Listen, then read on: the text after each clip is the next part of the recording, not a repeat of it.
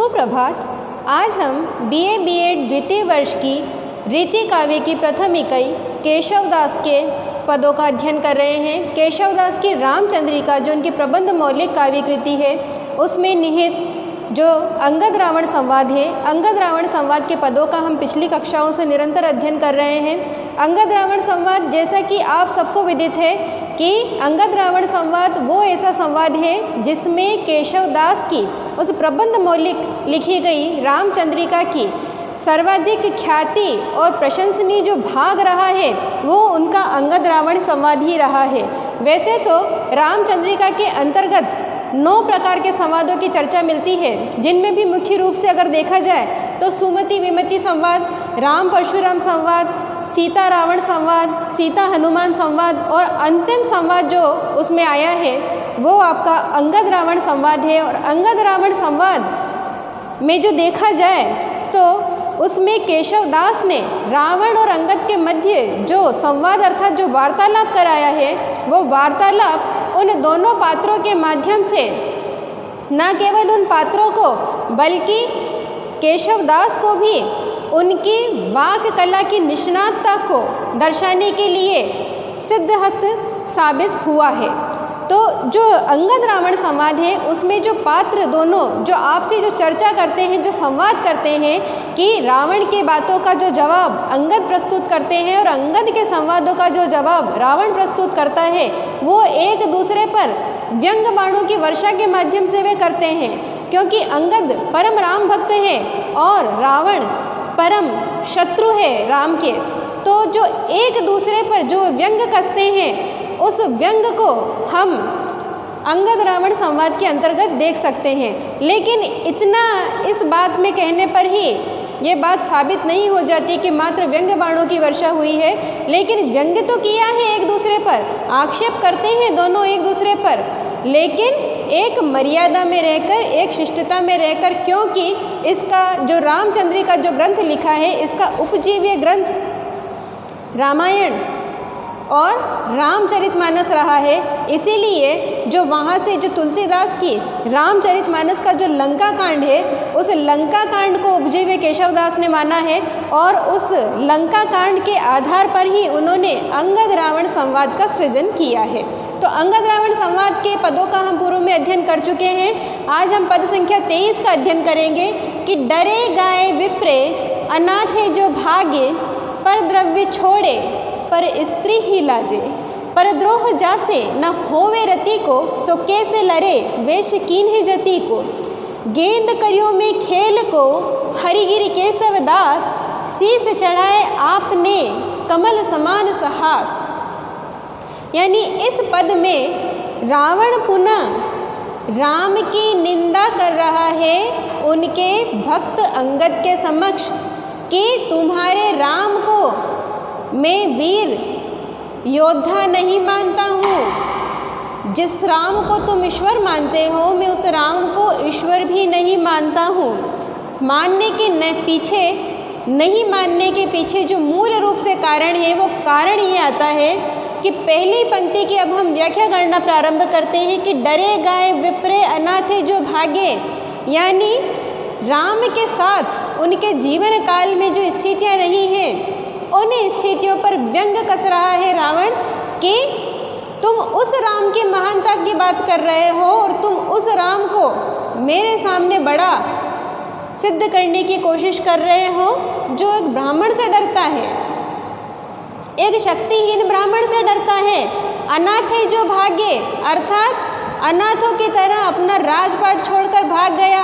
जब उसके छोटे भाई भरत ने उसे राज्य से निष्कासित किया तो वो उसका विरोध भी नहीं कर सका, ना उसे युद्ध कर सका, और क्या हुआ, अनाथों की तरह अपना राजपाट छोड़कर भाग गया। उस राम की तुम महानता मेरे सामने सिद्ध करने का प्रयास कर रहे हो। पर द्रव्य छोड़े पर स्त्री ही लाजे, पर द्रव्य यानी राजा था तुम्हारा राम, ना अपने अधिकारों के लिए अपने भाई से लड़ सका और ना ही उसने कभी कोई राज्य विस्तार का अर्थात राजा वाला कौन सा कर्म उसने किया है। क्या किसी राजा से उसने युद्ध किया, किसी का धन या किसी का राज्य अपने राज्य में लिया, उसने अपने राज्य का विस्तार किया? नहीं किया। तो तुम कैसे कह सकते हो कि वो राजा राम बड़ा पराक्रमी है।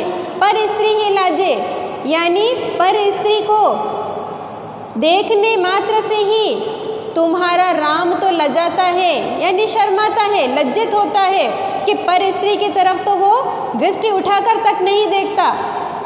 रावण अपने आप से तुलना करता हुआ बता रहा है कि तुम्हारा राम ना तो ईश्वर कहलाने के लायक है, न वीर योद्धा कहलाने के लायक है, न इस धरती का राजा कहलाने के लायक है। अगर वो तीनों ही गुण सम्मिलित रूप से किसी में दृष्टिगोचर होते हैं तो वो मात्र एकमात्र इस लंकाधिपति रावण में दिखते हैं, यानी अपनी महानता सिद्ध कर रहा है और राम को निम्नस्त दर्शा रहा है अंगद के समक्ष।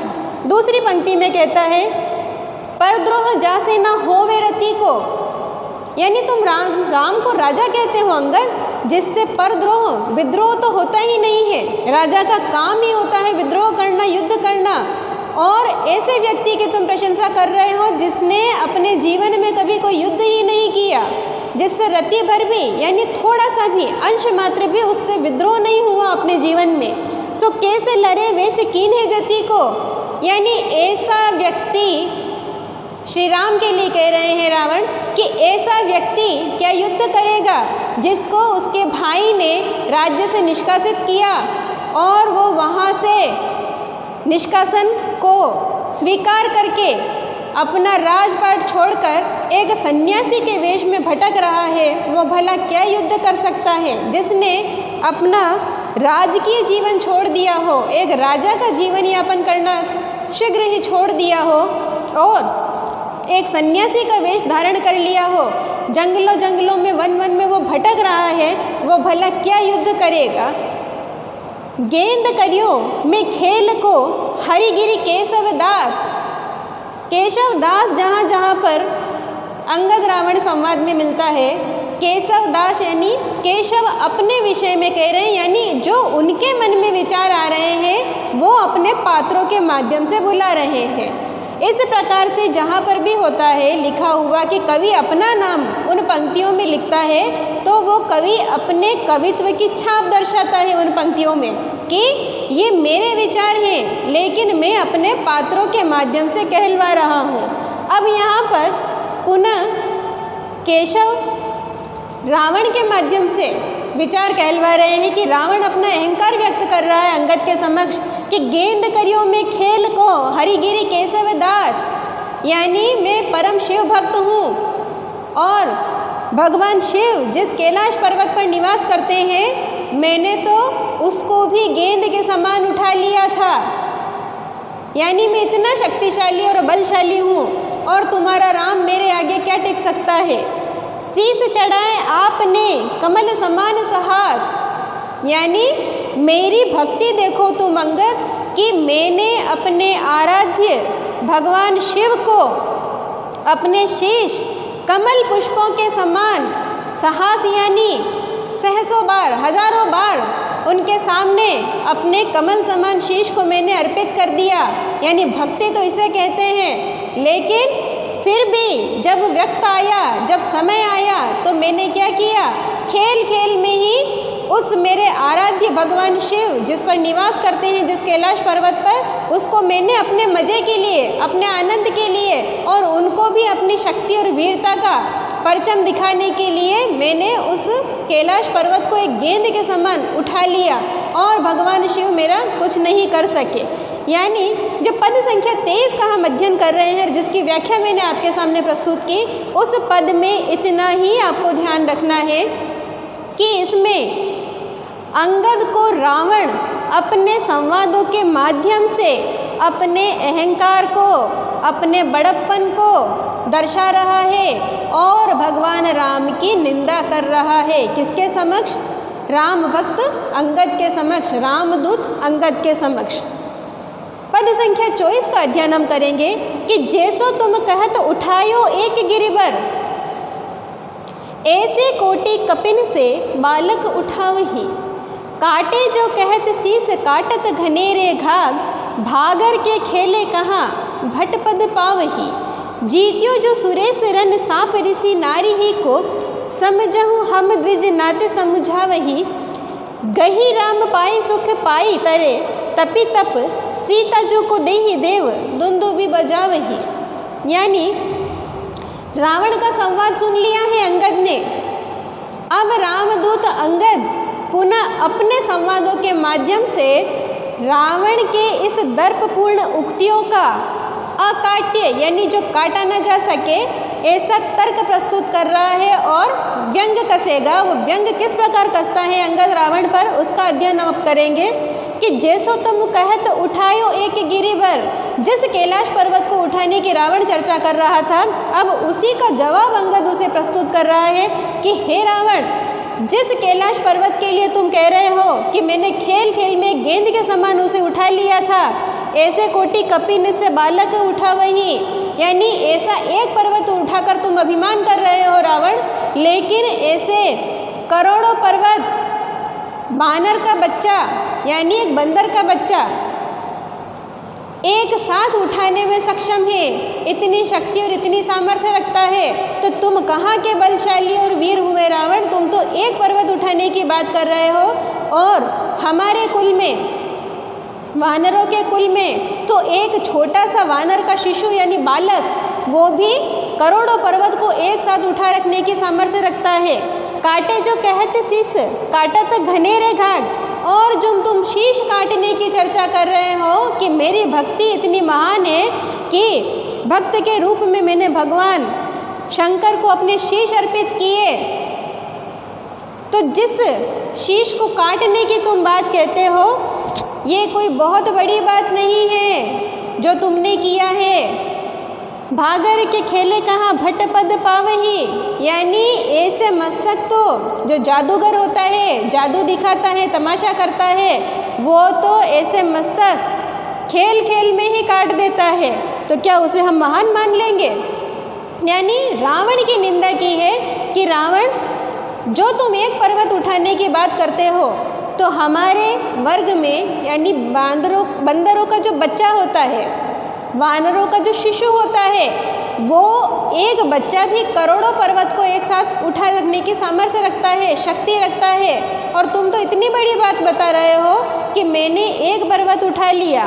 दूसरी बात जो कहते हैं कि जिस शीश को तुम काटने की चर्चा करते हो कि मैंने अपना मस्तक अर्पित किया भगवान शंकर को, तो ऐसे मस्तक को काटने से तुम महान नहीं हो जाते, क्योंकि ऐसे तो कई मस्तक जादूगर अपना खेल दिखाने के लिए, जादू का खेल दिखाने के लिए लोगों को भ्रमित करके, अचंभित करके अपने खेल खेल में ही काट देता है, तो क्या वो महान योद्धा हो गया? ऐसा नहीं हो सकता। जीत्यो जो सुरेश रन साप ऋषि नारी ही को।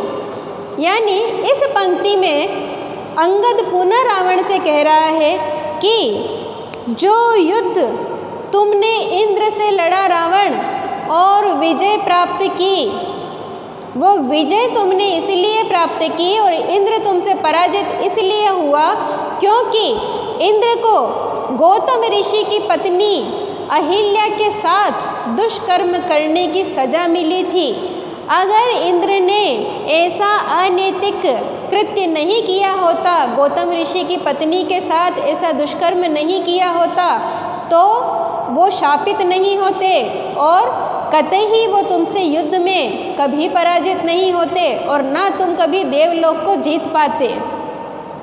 समझाऊँ हम द्विज नाते समझा वही। यानी मैं खुद भी ब्राह्मण हूँ और तुम मुझे ऐसी धर्म कर्म की बातें मत समझाओ रावण। तुम्हें मुझे ज्ञान देने की आवश्यकता नहीं है। गही राम पाई सुख पाए करे तपि तप। और मेरे श्री राम की कृपा ऐसे ही प्राप्त नहीं हो जाती। कई तपस्वी कई वर्षों से उनकी साधना कर रहे हैं, उनकी तपस्या कर रहे हैं, तब जाकर भगवान राम का आशीर्वाद उन्हें प्राप्त होता है। वो कोई साधारण या सामान्य मनुष्य नहीं है जैसी तुम उनकी चर्चा कर रहे हो। वो प्रभु श्री राम हैं और उनका आशीर्वाद पाने के लिए करोड़ों करोड़ों साल तपस्या करनी पड़ती है, तब जाकर उनका कहीं आशीर्वाद भक्त को प्राप्त होता है। सीता जो को दही देव दुंदुभि बजा वही। यानी आज भी चेतावनी दे रहे हैं अंगद रावण को कि आज भी तुम्हारे पास समय शेष है, अपनी भूल को स्वीकार कर लो और अपने इस अमर्यादित कर्म को, अमर्यादित कर्म कौन सा किया था कि उन्होंने पर स्त्री को यानी रावण ने श्री राम की विवाहिता स्त्री माता सीता का छल पूर्वक हरण किया था और उन्हें बंदी बनाकर अपनी लंका नगरी में रख रखा था। ये इस अनैतिक कर्म के लिए अंगद रावण को पुनः चेतावनी दे रहे हैं कि श्री राम को माता सीता मर्यादा पूर्वक रावण पुनः लौटा दो। तुमने जो ये कर्म किया है वो बहुत ही अनैतिक कर्म किया है। आज भी समय शेष है, माता सीता उन्हें लौटा दो श्री राम को और अपने द्वारा किए गए बुरे कर्मों की उनसे क्षमा याचना करो और प्रभु श्री राम की भक्ति करना प्रारंभ कर दो। यानी इस पद में जो हमने अध्ययन किया वो रावण के तर्कों का, जो रावण ने तर्क प्रस्तुत किए थे, राम विरोधी तर्क, उन राम विरोधी तर्क को सुनने के बाद अंगद पुनः रावण को उनकी इस स्थिति को दर्शा रहे हैं कि रावण, जो तुम अपने आप को महान कहते हो, मेरी दृष्टि में तुम कहीं से भी मुझे महान व्यक्ति नहीं दिखते हो, न वीर योद्धा दिखते हो, न साहसी दिखते हो। और जिस भक्ति की तुम बात करते हो, क्योंकि भक्ति की बात भी तुम अहंकार के साथ कर रहे हो, अपने घमंड को प्रदर्शित करने के लिए कर रहे हो, तो तुम तो एक अच्छे भक्त भी नहीं बन सके। यानी अंतिम पंक्ति को मैं पुनः दोहराऊंगी आपके सामने कि सीता जी को देही देव दुंदुभी बजावही, यानी सीता जी को, माता सीता को श्री राम को मर्यादा पूर्वक लौटा दो राम। और जैसे ही तुम यह कर्म करोगे, देवलोक के जितने भी राजा हैं, जितने भी देवता हैं, सुर हैं, दुंदुभी बजावही यानी मंगल वाद्य यंत्र तुम्हारे इस श्रेष्ठ कर्म पर बजाएंगे और तुम्हारी संसार में जय जयकार हो जाएगी। लेकिन वक्त रहते तुम्हें ये कार्य संपूर्ण करना पड़ेगा। तो अभी तक हमने पद संख्या 23 और पद संख्या 24 का अध्ययन किया। अब हम पद संख्या 25 का अध्ययन करेंगे कि तपि जपि विप्रन क्षिप्र ही हरि, अदेव द्वेषी सब देव संहरो, सिया न देहो यह नेम जी धोर, अमानुषी भूमि अबानरी करो। अंगद की बातें सुन ली रावण ने। अब रावण का दर्प और अधिक बढ़ गया और अब क्योंकि संपूर्ण ब्रह्मांड का राजा बन चुका है, एक छत्र उसका राज्य चल रहा है, तो रावण के अहंकार का कोई पारावार नहीं है। और अब जब अंगद ने कह दिया कि तुम अच्छे राजा नहीं हो, अच्छे भक्त नहीं हो, अच्छे इंसान नहीं हो, तो यानी इतना सब अपने विपरीत तथ्यों को सुनने के बाद अहंकार के साथ साथ अब रावण के क्रोध का भी पारावार नहीं रहा।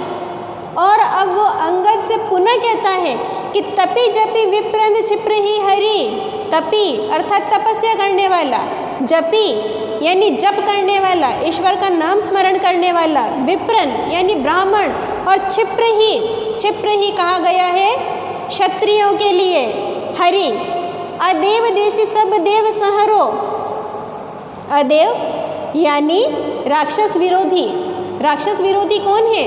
देवता। अदेव द्वेषी सब देव संहरो यानी मैं किन किन का संहार करूँगा अंगद। अब तुम मेरी बात को ध्यान पूर्वक सुनो। कौन कह रहा है? ये रावण अंगद से कह रहा है कि हे अंगद, मैं तपस्या करने वाले तपी को, ईश्वर नाम स्मरण करने वाले या ईश्वर का नाम का जप करने वाले जपी को, विप्रन को यानी संपूर्ण संसार में पाए जाने वाले ब्राह्मणों को, क्षिप्रही को यानी क्षत्रियों को, और अदेव द्वेषी यानी असुरों के जो विरोधी हैं, जो देवलोक के जितने भी देवता हैं, उन सब का क्या करूँगा? उन सब का मैं संहार कर दूँगा, उन सब का मैं वध कर दूँगा।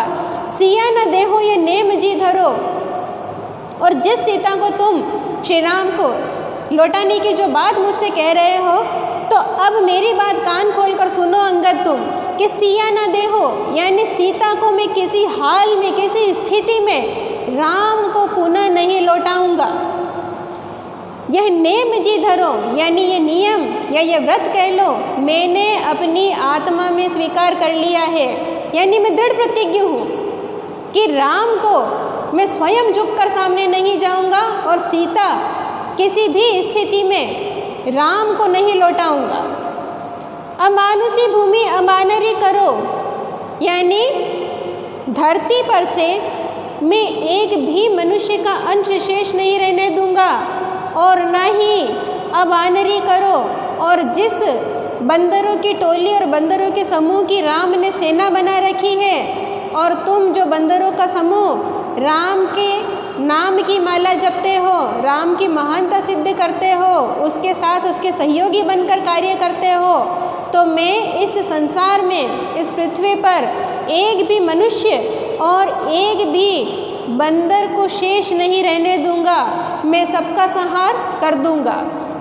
यानी पद संख्या जो 25 का हमने अध्ययन किया है, इसमें रावण का अहंकार प्रकट हुआ है पुनः, कि रावण कह रहा है कि मैं इस संसार पर या इस धरती पर अब किसी को रहने नहीं दूंगा। ईश्वर नाम स्मरण करने वाला और उस राम से जुड़े हुए हर एक व्यक्ति और हर एक वानर का अब अंत इस पराक्रमी रावण के हाथों होगा, और मैं सबका वध कर दूंगा, सबका संहार कर दूंगा। लेकिन सीता में पुनः राम को किसी हाल में नहीं लौटाऊंगा। ये इस पराक्रमी रावण ने क्या कर लिया है, वो वचन अपने आप को दिया है और उस पर वो अटल रहेगा। तो आज हमने पद संख्या 23, 24, 25 अंगद रावण संवाद से अध्ययन किया। आज के लिए इतना ही। धन्यवाद।